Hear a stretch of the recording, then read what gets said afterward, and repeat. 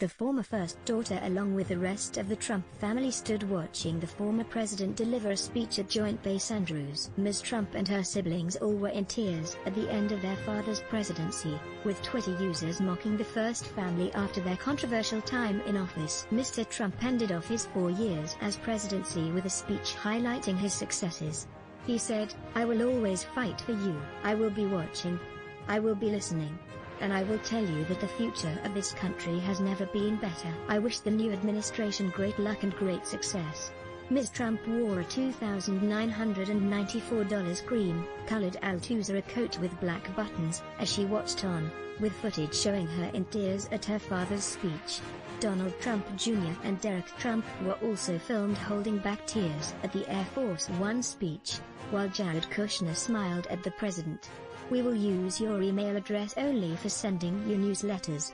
Please see our privacy notice for details of your data protection rights." Twitter users savaged Ms. Trump, mocking her for crying at the speech after her 4 years in the White House. One said, "Reality is finally setting in for the Trump kids."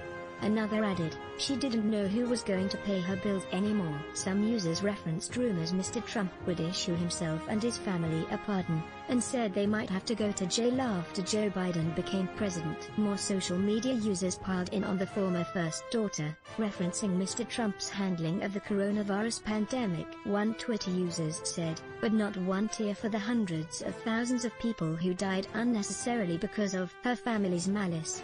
Another savage user added, "This bloody bee is irredeemable. She is crying for herself and their power and privilege that will no longer be hers in 30 more minutes. May she and the entire Trump crime family get exactly what they so richly deserve." Taking to Twitter, Ms. Trump issued a statement thanking supporters for her time as White House advisor. She said, "I came to Washington to fight for American families and I leave feeling I've done that. I hope and believe that America can move forward in a positive way, acknowledge our differences and find common ground. That is how we will remain the greatest nation." The last 4 years have been an incredible journey.